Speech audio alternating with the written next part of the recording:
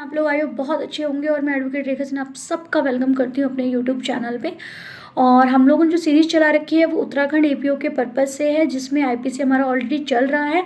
और आज की जो ये वीडियो है वो सीआरपीसी से सब्जेक्ट से है। और सीआरपीसी का जो सब्जेक्ट है उसमें भी जो हमारा फर्स्ट टॉपिक है वो constitution of criminal courts and office है, क्योंकि ये जो टॉपिक जो मैं आपको इसमें बता रही हूँ वो हमारे सिलेबस से रिलेटेड है।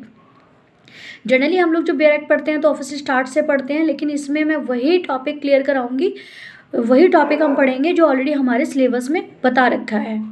ठीक है, तो देखिए आज हम पढ़ेंगे दंड न्यायालय और कार्यालयों का गठन, यानी कि constitution of criminal courts and office. ये कौन से चैप्टर में है? चैप्टर 2 यानी अध्याय 2 में है। तो देखिए इसकी शुरुआत होती है सेक्शन 6 से। तो सेक्शन 6 क्या कहता है? दंड न्यायालयों के वर्ग यानी क्लासेस ऑफ क्रिमिनल कोर्ट्स। तो आप सबको बता दूं, कई बार ये क्वेश्चन आता है एग्जाम में कि क्रिमिनल कोर्ट्स कितनी हैं। तो हम लोग क्या करते हैं, हम कन्फ्यूज़न हमें होता है कि हम हाई कोर्ट को भी इसमें काउंट कर लेते हैं और टिक लगा देते हैं, जैसे 5 कोर्ट या 6 कोर्ट हम उसको काउंट कर लेते हैं। लेकिन जब क्रिमिनल कोर्ट्स की बात आती है तो वहाँ पे हाई कोर्ट काउंट नहीं होता है, और ना ही कोई ऐसा कोर्ट काउंट होता है जो किसी ऐसे विधि के द्वारा स्थापित किया गया हो।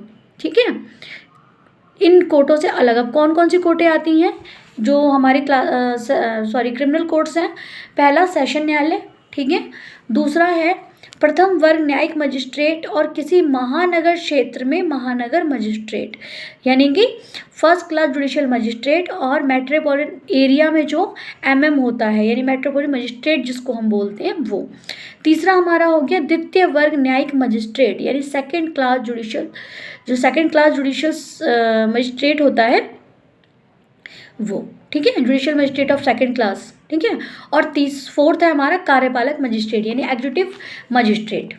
ठीक है, तो ये जो है वो 4 कोर्ट हैं। अगर कभी भी क्वेश्चन आता है कि क्रिमिनल कोर्ट्स कितनी हैं तो 4 ही आएंगी। ठीक है, क्योंकि ये साफ कह रहा है उच्च न्यायालय और इस संहिता से भिन्न, यानी एक तो हाई कोर्ट हो गया और इस कोर्ट से जो एक्ट हम पढ़ रहे हैं इससे अलग अगर किसी विधि के अधीन यानी किसी लॉ के तहत गठित न्यायालयों के अतिरिक्त प्रत्येक राज्य में निम्नलिखित वर्गों के दंड न्यायालय होंगे। यानी कि अगर उस लॉ के तहत किसी कोर्ट को इस्टेब्लिश किया गया है तो वो क्रिमिनल कोर्ट में काउंट नहीं होगा। सिर्फ कौन से काउंट होंगे?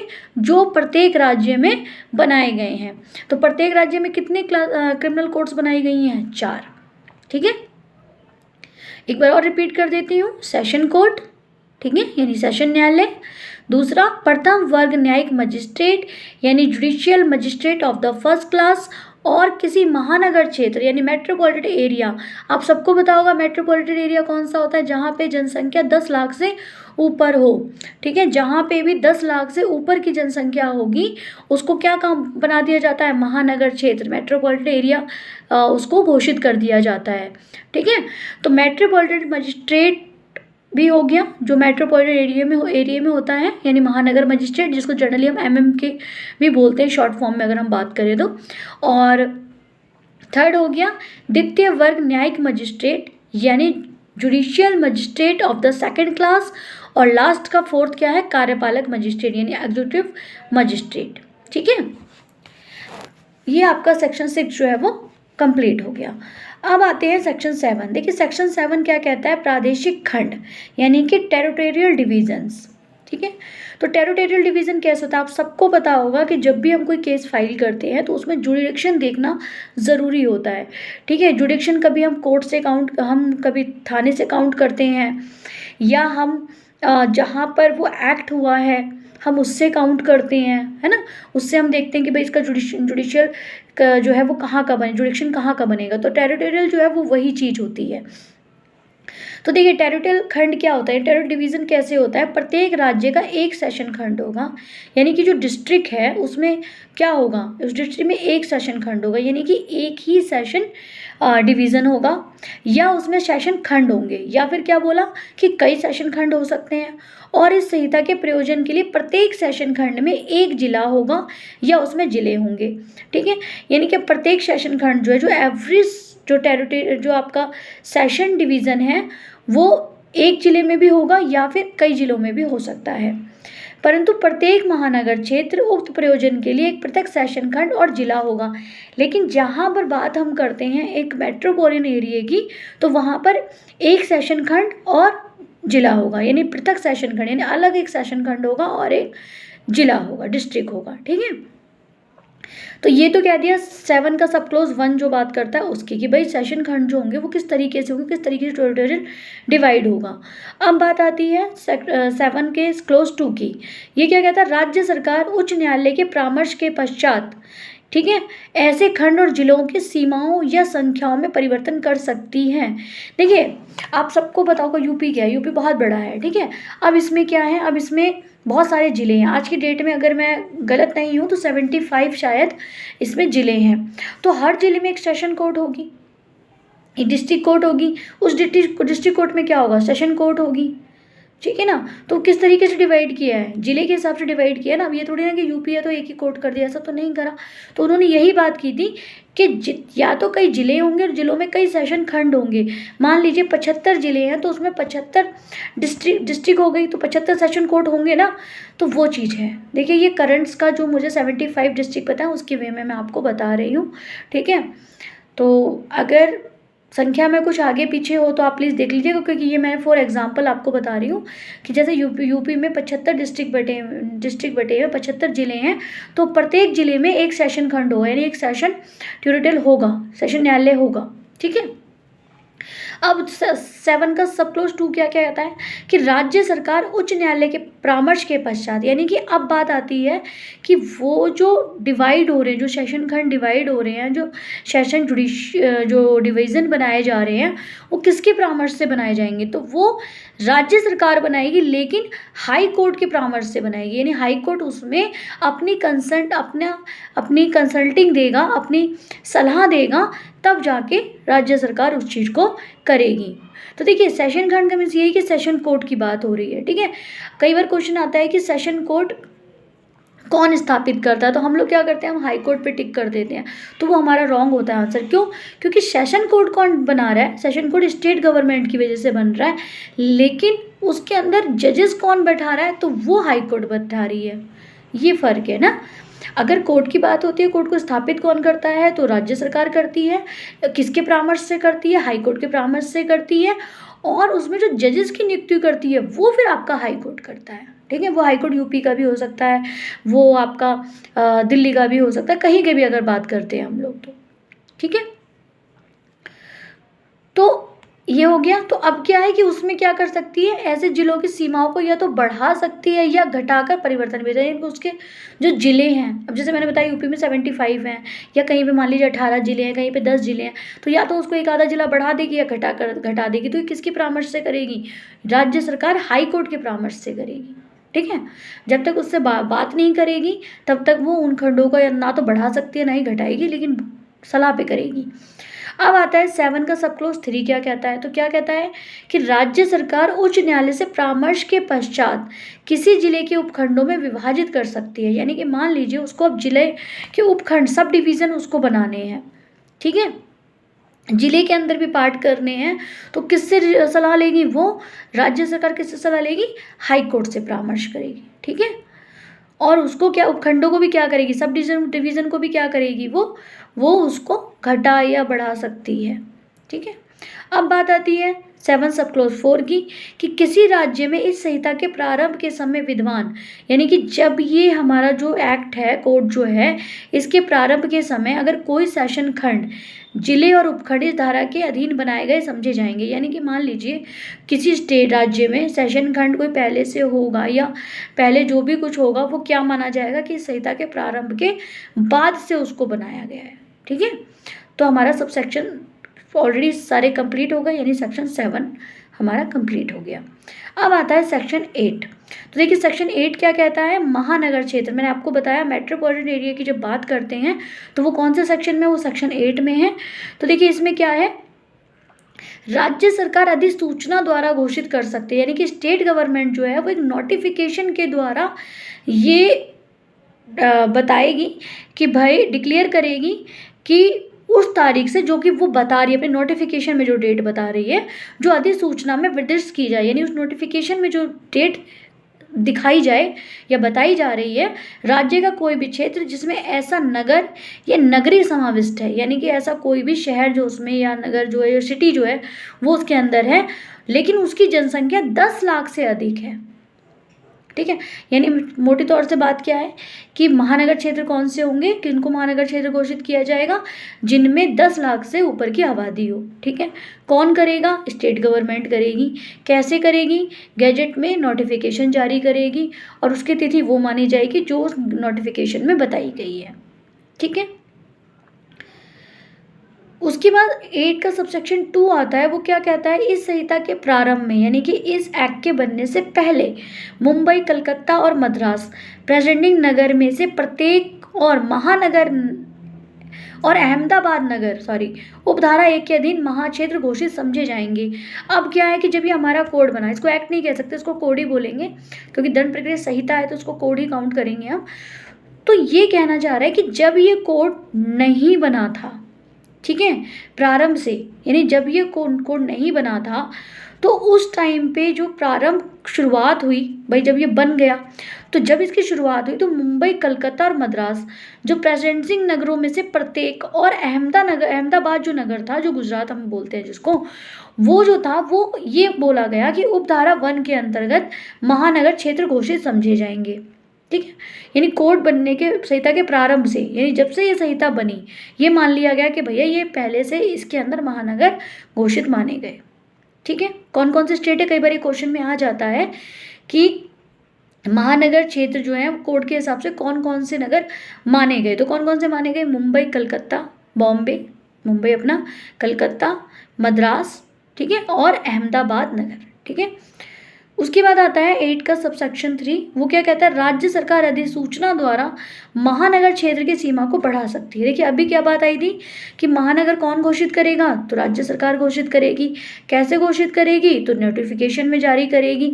अब इन्होंने बोला कि अब अगर उसको बढ़ाना है, महानगर को बढ़ाना है या घटाना है तो कैसे करेगी, तो भी वो नोटिफिकेशन के जरिए ही उसकी सीमाओं को बढ़ा सकती है या घटा सकती है। ठीक है, किंतु ऐसी कमी या परिवर्तन इस प्रकार नहीं किया जाएगा कि उसके क्षेत्र की जनसंख्या 10 लाख से कम रह जाए। ये बात इन्होंने 8 सबसेक्शन 1 में ही कह दी कि भैया 10 लाख उसकी जनसंख्या होनी चाहिए। लेकिन अब ये कह रहा है कि मान लीजिए कोई स्टेट जो है वो महानगर क्षेत्र की सीमाओं को बढ़ाती है या घटाती है, तो बढ़ाते घटाते टाइम वो क्या करेगी, पहले तो नोटिफिकेशन में देगी कि भैया मैं इस एरिया का हिस्सा जो है, मैं ये जो महानगर है इसको आज से, ये महानगर जो है वो 4 जो जिले हैं वो और इसके अंदर आ रहे हैं। ठीक है, या घटा रही हूँ, इसमें से 2-3 जिले हटा रही हूँ, लेकिन वो जो भी करेगी वो नोटिफिकेशन में करेगी, लेकिन इस तरीके से करेगी कि उसमें 10 लाख से नीचे की जनसंख्या कम ना हो जाए। अगर वो बढ़ा रही है तो 10 लाख से ऊपर चलेगा, चल जाएगा, कोई दिक्कत नहीं है, लेकिन वो घटना नहीं चाहिए। ये नहीं कि मान लीजिए उसमें से एक डिस्ट्रिक्ट उसने हटा दिया और पता चला ये तो जनसंख्या ही खत्म हो गई, 10 लाख से रह गए 9 लाख, तो फिर वो क्या होगा, महानगर नहीं होगा, मेट्रोपॉलिटन एरिया नहीं कहलाएगा वो। तो वो जो भी बढ़ाना घटाना करेगी वो इस चीज़ को देख कर करेगी कि जो जनसंख्या है, जो पॉपुलेशन है वहाँ की, वो 10 लाख से नीचे ना हो। ठीक है, उसके बाद आता है देखिए सेक्शन 8 का ही सब क्लोज 4, तो क्या कहता है, जहाँ किसी क्षेत्र के महानगर क्षेत्र घोषित किए जाने या घोषित समझे जाने के पश्चात ऐसे क्षेत्र की जनसंख्या 10 लाख से कम हो जाती है। जैसे मान लीजिए अब तक क्या था कि भैया 10 लाख तक की आबादी है तो उसको महानगर क्षेत्र घोषित कर दिया, यानी कि मेट्रोपॉलिटन एरिया उसको बता दिया। लेकिन अब क्या होता है कि कुछ परिस्थितियां, कुछ सर्कमस्टांसेस ऐसे आ जाते हैं कि वो जो जनसंख्या है वो 10 लाख से कम हो गई। जैसे मान लीजिए बहुत से लोग उस एरिया को छोड़ के चले गए, भाई जैसे मान लीजिए वहाँ बिजली की समस्या थी या पानी की समस्या थी या जो भी उसमें कुछ उनको फैसिलिटीज़ नहीं मिल रही थी, तो उन लोगों ने क्या करा, वहाँ से उस एरियाज़ को खाली करके किसी और जगह जाके बसना शुरू कर गए। अब क्या हुआ, जो आबादी 10 लाख की थी वो कम होनी शुरू हो गई, तो क्या होगा, वहाँ ऐसा क्षेत्र यानी जो वहाँ एरिया है ऐसी तारीख को और उससे जो राज्य सरकार अधिसूचना द्वारा निर्मित निर्दिष्ट करे, यानी या तो उस डेट से जिस दिन से वो चीज़ें कम होनी शुरू हुई, जिस दिन ये देखा गया भैया अब तो ये 10 लाख से कम हो गए लोग, या तो वो डेट, या फिर जो स्टेट गवर्नमेंट जो अपनी तरफ से बता दे कि भैया इस तारीख से जनसंख्या जो है वो 10 लाख से नीचे हो गई है। ठीक है, तो उस डेट से वो महानगर क्षेत्र नहीं रहेगा। ठीक है, किंतु महानगर क्षेत्र ना रहने पर, अब देखिए क्या बात तो हो गई कि भैया महानगर क्षेत्र नहीं रहेगा, लेकिन बात ये आ रही थी कि उसके अंदर एक सेशन कोड है। ठीक है, लेकिन जब उसके अंदर महानगर वो क्षेत्रीय नहीं रहा तो ऐसी जांच या विचारण या अपील जो ऐसा रहने के ठीक पहले इस क्षेत्र के किसी न्यायालय या मजिस्ट्रेट के साथ लंबित थी। देखिए मेट्रोपॉलिटन एरिया है तो ऑब्वियसली वहाँ पे कोर्ट तो है, ठीक है, सेशन कोर्ट, फर्स्ट वर्ग मजिस्ट्रेट जो है, प्रथम वर्ग मजिस्ट्रेट, वहाँ कोर्ट है। अब उसके कोर्ट में केस चल रहे हैं, तो जब उसमें केस चल रहे थे या कोई अपील डाल रखी थी या किसी ने कोई केस फाइल कर रखा था, तब तो वो मेट्रोपॉलिटन एरिया था, यानी महानगर एरिया था, क्षेत्र था। लेकिन जैसे ही वो जनसंख्या कम हुई और राज्य सरकार ने उसे घोषित कर दिया कि भैया अब तो ये महानगर क्षेत्र नहीं है, तो वहाँ जो केस चल रहे हैं वो उस कोर्ट में ऐसे ही चलेंगे जैसे कि वो पहले मेट्रोपॉलिटन एरिया में चल रहे थे, ये माना जाएगा। ठीक है, तो लंबित इसी प्रकार माने जाएंगे जैसे वो महानगर क्षेत्र हो, यानी कि अब उन केसों का उलटफेर नहीं किया जाएगा। उन केसों को ये नहीं कहा जाएगा भैया यहाँ से हटा के महानगर नहीं रहा तो दूसरे महानगर क्षेत्र के कोर्टों में डाल दो, ऐसा नहीं होगा। उसको वैसे ही काउंट किया जाएगा जैसे कि वो पहले आबादी के टाइम पे था। ठीक है, तो आपको ये क्लियर हो गया होगा। अब इसमें देखिए एक और है 8 का सबसेक्शन 5, ये क्या कहता है, जहां राज्य सरकार उपधारा 3 के अधीन, देखिए उपधारा 3 क्या कह रही थी कि वो क्षेत्र को कम कर सकती है, बढ़ा सकती है, लेकिन जनसंख्या कम नहीं होनी चाहिए। तो किसी महानगर क्षेत्र की सीमाओं को कम करती है या परिवर्तित करती है, वहां ऐसी जांच, विचारण या अपील ऐसा कम करने या परिवर्तन ठीक के पहले किसी न्यायालय मजिस्ट्रेट के साथ लंबित थी। यानी कि जब तक स्टेट गवर्नमेंट ने क्या किया था, उस एरिया को ना घटाया था ना बढ़ाया था, वो जैसा था 10 लाख होते ही उसको मेट्रोपॉलिटन एरिया घोषित कर दिया था। लेकिन क्या हुआ, जैसे सबसेक्शन 3 में कहा कि भाई स्टेट गवर्नमेंट के पास ये राइट होता है कि वो उसको घटा या बढ़ा सकती है, तो उसने क्या कहा, उसने एरिया को बढ़ाना घटाना शुरू कर दिया। तो उस टाइम पे जो केसेस मतलब जब वो नॉर्मल एक मेट्रोपॉलिटन एरिया था, ठीक है, मतलब उसकी सीमाओं में कुछ परिवर्तन नहीं किया गया था, कहने का मतलब यहाँ पर ये है, क्योंकि ये तो क्लियर है कि जनसंख्या कम नहीं होनी चाहिए। जब स्टेट गवर्नमेंट किसी मेट्रोपॉलिटन एरिया को सीमाओं को बढ़ाती या घटाती है तो जनसंख्या यानी जो वहाँ की पॉपुलेशन है उस पर कोई इफेक्ट नहीं आना चाहिए, वो 10 लाख से नीचे नहीं होनी चाहिए, ऊपर ही होनी चाहिए। तो अब क्या है, उस टाइम पे जो भी केस चल रहे थे, ठीक है, तो उन केसों पे कोई भी परिवर्तन नहीं होगा और ये माना जाएगा कि जैसे कि वो एरिया जैसा पहले था वैसे ही है, चाहे भले उस एरिया को बढ़ा दिया या सीमाओं को घटा दिया गया, उससे कोई भी फर्क इफेक्ट नहीं पड़ेगा किस पे, जो उस टाइम मजिस्ट्रेट या कोई भी कोर्ट के अंदर केस लंबित है यानी पेंडिंग है। ठीक है, अपील भी पेंडिंग हो सकती है। ठीक है, तो देखिए इसमें एक चीज़ है, हाँ, और उसको कैसे निपटाया जाएगा, जैसे मानो पहले कोई परिवर्तन हुआ ही नहीं, कोर्ट की नज़र में, मजिस्ट्रेट की नज़र में कोई परिवर्तन उसको नहीं माने, नहीं, कुल मिला के देखा जाए तो उसका इफेक्ट उन केसों पे कुछ नहीं पड़ेगा। ठीक है, अब देखिए स्पष्टीकरण क्या कहता है, एक्सप्लेनेशन क्या कहता है, इस धारा में जनसंख्या पद से नवीनतम पूर्ववर्ती जनगणना से यथा अभिनिश्चित जनसंख्या अभिप्रेरित है, यानी कि अब जनसंख्या किससे, जो नई जनसंख्या होगी पूर्ववर्ती जनगणना, ठीक है, यानी पहले की जनगणना और बाद की जो जनगणना, उससे इन चीज़ों का तालमेल बैठाया जाता है। भाई आप सबको पता है जनगणना होती है जिसमें एक रिकॉर्ड मेंटेन किया जाता है कि भाई इस एरिया में इतने लोग हैं, वो इसलिए तो की जाती है, किसके घर में कितने लोग हैं, कहाँ कितने, तो उन सबको काउंट करके वो यही देखते हैं कि इस एरिया की जनसंख्या अब 10 लाख से ऊपर है कि कम हो गई है। ठीक है, सुसंगत आंकड़े प्रकाशित हो चुके हैं, यानी और ये मान जाता है कि जो ऑलरेडी गवर्नमेंट के रिकॉर्ड में वो जो जनसंख्या मानी जाती है उसी को ही एक ऑफिशियल माना जाता है कि हाँ भाई इतने लोग वहाँ पर हैं। ठीक है, तो आई होप आपको सेक्शन 8 तक क्लियर हो गया होगा। सेक्शन 9 हम नेक्स्ट वीडियो में पढ़ेंगे। ठीक है, तो मिलते हैं, क्योंकि अगर मैं सेक्शन 9 भी इसमें लूँगी तो फिर वीडियो बहुत लंबी हो जाएगी। और अगर आपको मेरा वीडियो अच्छा लगता है तो प्लीज़ उसको लाइक करें, सब्सक्राइब करें मेरे चैनल को और शेयर करें, थोड़ा मोटिवेशन मिल जाता है अगर आप लोग लाइक और शेयर करते हैं और चैनल को सब्सक्राइब करते हैं। मज़ा आता है वीडियो बनाने में, लगता है कि आप लोग मुझे सपोर्ट कर रहे हैं और मेरे साथ आप लोग भी पढ़ रहे हैं। तो थैंक यू, गुड बाय।